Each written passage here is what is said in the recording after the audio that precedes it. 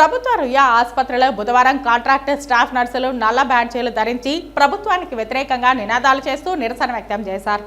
Tirupati Ruia hospital పరిపాలనా భవనం ముందు కాంట్రాక్టర్ స్టాఫ్ నర్సులు నిరసన కార్యక్రమం నిర్వహించారు. ఈ సందర్భంగా మీడియాతో మాట్లాడుతూ ప్రభుత్వం విడుదల చేసిన జీవోను వ్యతిరేకిస్తూ తమకు న్యాయం చేయాలని డిమాండ్ చేశారు. జీవో నంబర్ 115 ప్రకారం ఏఎన్ఎంలకు 18 నెలల పాటు ప్రత్యేక ట్రైనింగ్ ఇచ్చి వారిని స్టాఫ్ నర్సులుగా నియమించాలన్న ఉద్దేశంతో ప్రభుత్వం ఉందని స్టాఫ్ నర్సులు తెలియజేశారు.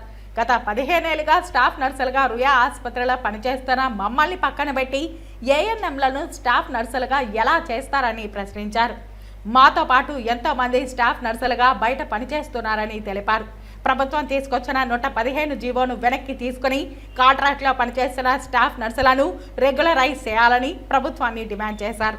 ఈరోజు మేమందరూ ఇక్కడ గుమిగూడడానికి కారణం ఏమంటే ఏఎన్ఎం టు జిఎన్ఎం ట్రైనింగ్ 18 నెలలు ఇచ్చి వాళ్ళు ఇంటెన్సిఫైడ్ ఇచ్చి 5,000 ఇచ్చి ఇంక్రీజ్ చేశారు.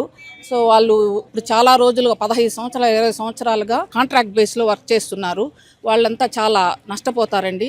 సో మా డిమాండ్ ఏమంటే 115ను రద్దు చేయాలి. నెక్స్ట్ కాంట్రాక్ట్ వాళ్ళని రెగ్యులరైజ్ చేయాలి.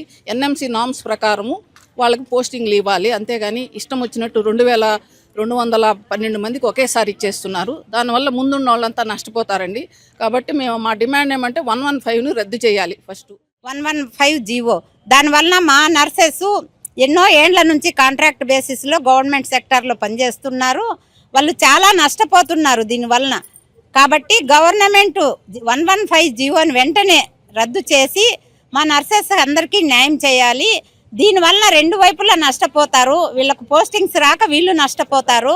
వాళ్ళకు పోస్టింగ్స్ వచ్చినా వాళ్ళకు ఫర్దర్ ప్రమోషన్స్ ఉండవు. ఎప్పుడైతే స్టాఫ్ నర్సుగా వస్తారో జీరో సర్వీస్ అయిపోతుంది. ఫర్దర్ బెనిఫిట్స్ అన్నీ లాస్ అవుతారు.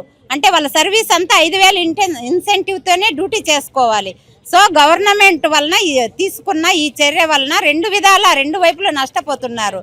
కాబట్టి రెండు వైపులా న్యాయం చేస్తూ 115 రద్దు చేసి రేషియో ప్రకారం ఇంతకుముందు ఏఎన్ఎం టు జిఎన్ఎం ట్రైనింగ్ చేసే వాళ్ళకి ఎలా ఇస్తున్నారో ఇన్ సర్వీస్ కోటాలో అలా రెగ్యులర్ రిక్రూట్మెంట్ అయినప్పుడు అలా ఇచ్చుకుంటే బాగుంటుందని గవర్నమెంట్ను మేము రిక్వెస్ట్ చేస్తున్నాము.